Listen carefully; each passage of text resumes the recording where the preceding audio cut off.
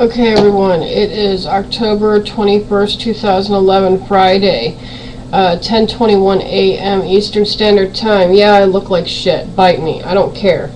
Okay, I just woke up from the most intense... I don't know if you could call it a dream. I don't know if you could call it a nightmare. I know that it was a major, just...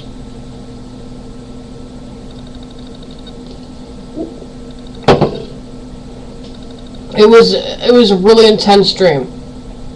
Why I have to share it in a video blog, I don't know. If you don't like my videos, don't watch them.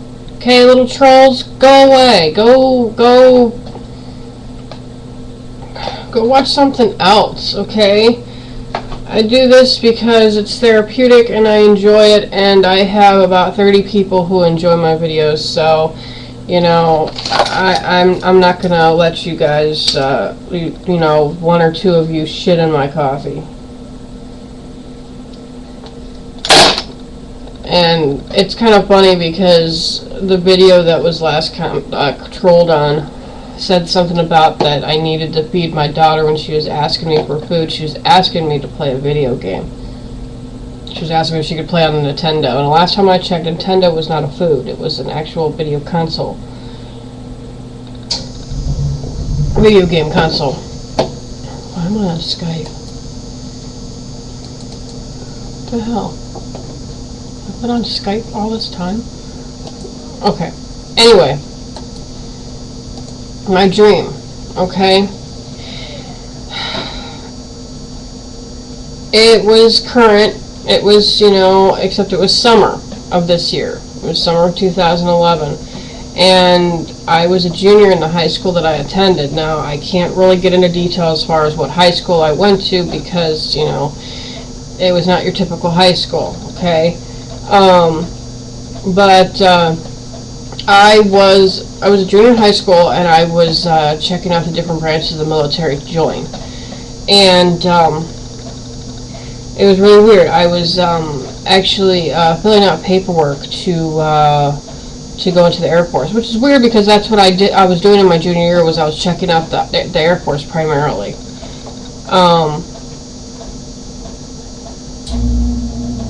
And I was filling out paperwork, and I had to submit to testing of some sort. Not ASVAB, but something else. I don't know. It wasn't really that important in my dream because everything was blurry on the pages, so that wasn't really that important in the dream, I would assume. Just the fact that I was interested in going into the military, I think was what the main point of the dream was. And I picked the Air Force for some reason, I guess, because I can relate to that. But anyway, I had my cell phone with me, which was odd because in my high school we weren't allowed to have cellular phones. But I was walking back home to the house that I had when I was a junior. It was in summertime. And I looked around and I thought to myself, wow, 10 years ago was when I first got here. And I was walking down one way, and I thought, no, I'll cross the street for whatever reason. And I crossed the street and started walking. I can't give specific streets, but I was walking down the side of a street that was, and there was a turnaround. I think in England they call it a roundabout. But if you knew how to drive, which when I was a junior I didn't know how to drive yet, I didn't have driver's ed yet, you had to go a certain way. You couldn't go both ways. You didn't go in a circle. You had to go down one street and turn that way around it. Okay, I know you guys don't get it because I'm not showing you, like, literally. But anyway, well, in the middle of this roundabout, there was a statue. It's a very well-known statue, so I'm not going to describe it, okay? But it's a statue, and we would plant. I worked in the greenhouse. Excuse me. and we had planted geraniums around it, red geraniums. But anyway, that's factual. That's not in the dream. It's just I crossed the street, and all of a sudden I started hearing this shouting in a different language that I couldn't identify. And I turned to look, and it was a man. And, you know, I don't remember what he looked like. I just know that he was like in a flak jacket, you know, dressed all in black. And he had a machine gun. And he was holding it up to the sky, and he was shouting something, looking up at the sky. And a whole bunch of other kids were screaming and running. It was like he appeared out of nowhere, okay? And he opened fire. And I was like, oh my God, not here. Not here. I mean, not anywhere, but not here. Not here, not now. You know, this is insane. And I just kind of stood there for a minute, and then he locked eyes with me. And I just looked at him and just stared back at him. And then he, you know, went to reload or whatever, and I was like, fuck, he's gonna shoot me. So I started running too. Except I couldn't talk. I couldn't scream. No sound. I'm running. Next thing I know, I feel something hit me in my back. Like right about here. Right?